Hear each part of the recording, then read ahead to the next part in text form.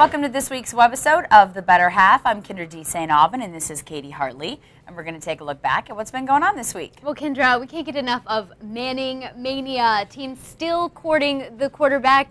Kyndra, weigh in on this situation. Well, I think Arizona is the only place for Peyton Manning to end up. And I'm not just saying that to appease all the Cardinals fans that are probably watching this video right now. I really think that it's absolutely the best fit. We talk about Denver and maybe they have the overall pieces that would suit him, but I don't think the weather is beneficial for Peyton Manning. I know people are trying to maybe play that down a little bit, but I think he's getting old. He can't move his neck.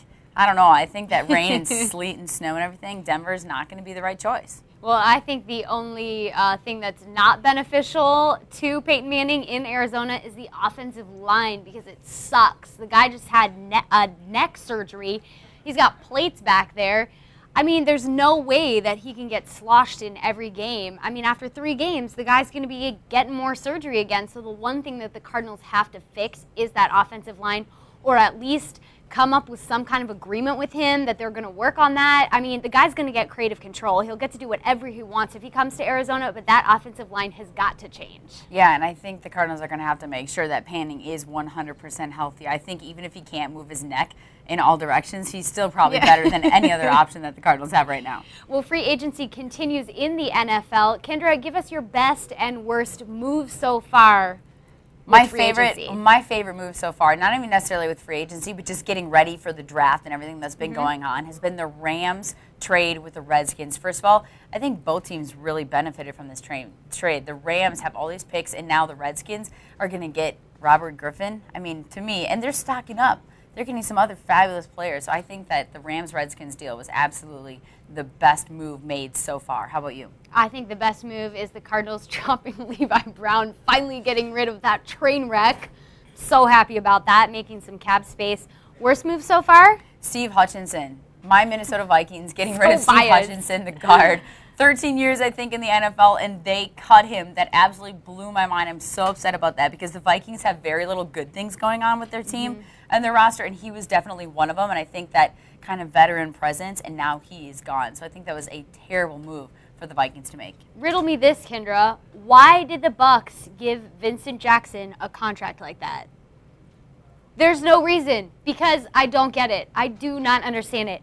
It's like $55.5 million, it's like 20-something guaranteed. Just ridiculous. The guy he's a mediocre receiver, don't get me wrong, but seriously? I don't know. That's over the top. It just seems like in free agency nowadays, so many things boggle my mind. That's not the only one. Pierre Garçon, I mean, the deal that he got, you know, coming from the Colts and going to the Redskins, I don't understand that either. I mean, that makes no sense to me. He was like 3rd in receivers as far as catching percentage last year. Who knows? I mean, sometimes these teams think they see something in these players that no one else sees. Right. Well, March Madness, the time is here. We are both working on our brackets. We were actually going to talk about our Final Fours, our picks for Final Fours, but Kyndra, I'm not ready for that yet. I'm not ready, and there's a lot of pressure on us this year because we have been paired up for the bracket beatdown, so we're going against, of course, all the men around here. So there's some pressure on us as far as being females and picking our brackets. So we're not ready with our Final Four yet. So we tape this on Wednesday.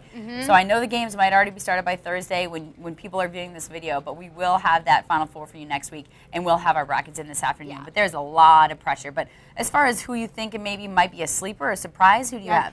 I have a couple of teams. I picked Long Beach State and Wichita State. I like Casper Ware. The guy is a stud. He had 33 points in the Big West Championship game. And Wichita State, they have a very good balanced offense, and I like the road that they have in the tournament. Garrett Stutz is a beast, too. So I kind of went with who I thought were like the strongest players on offense in some of the lower seeded teams. So I went with Long Beach State and Wichita State. How about you? I totally just took a shot in the dark at this, and I went with Colorado. I can't tell you any specific reason why I went with Colorado, but I did. And the other one was Harvard because I just figured those guys are probably pretty smart. So they'll figure it out. That was my thought. You know, the Ivy League schools kind of making the run, all this attention with Jeremy Lin in the Ivy League schools. I like it. I know. I just thought I'd go with Harvard, and, you know, they'll mathematically figure out some stat to get them through. Yeah, not bad. That was what I thought. Now, those aren't picks to win it necessarily. Those are just sleepers to kind of maybe make an upset. Cool, cool. Well, let's wrap with some Dwight Howard talk. This guy, I'm sorry, I can't even talk about this story without laughing. He's basically the new owner of the Orlando Magic because he basically was told he can do whatever he wants at the end of the season. If he signs an extension and he wants to fire his coach, Stan Van Gundy, he can do that. If he doesn't like the GM, he can get rid of him too. I mean, Kyndra, what would you do with that kind of power? Well, first of all, if you're the ownership, get rid of him. I mean, this makes you look bad. It's just like when a guy gets a huge contract and we all are like, that's so ridiculous. It's not necessarily the athlete's fault. He's given this power. He's given that contract. The ownership has to get rid of him while they can still get something for him. If they hold on to him at the end until the end of the year and they get nothing for him, that is a disaster.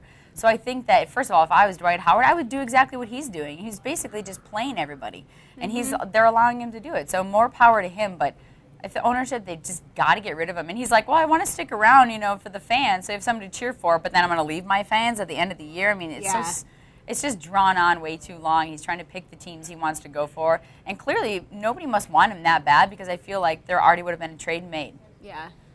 Well, if I'm Dwight Howard, I am getting Stan Van Gundy a haircut. and Weight Watchers. And then I'm putting him on a weight loss plan. That poor Maybe guy he's under so much stress right now. He has got so much going on, and now he's got to deal with this Dwight Howard thing. I mean, Dwight, reach out to your boy, Stan. Like, help him out. It's a sad situation. It's like Mutt and Jeff when you see them standing next to each other. I mean, you couldn't get more polar opposites. But anyway. I love that. Well, we got to go work on our brackets, Kyndra. We need to get on this. So follow her on Twitter at Kyndra620. You can follow me at FunKatie620. We'll be back with our brackets, more March Madness next week on The Better Half.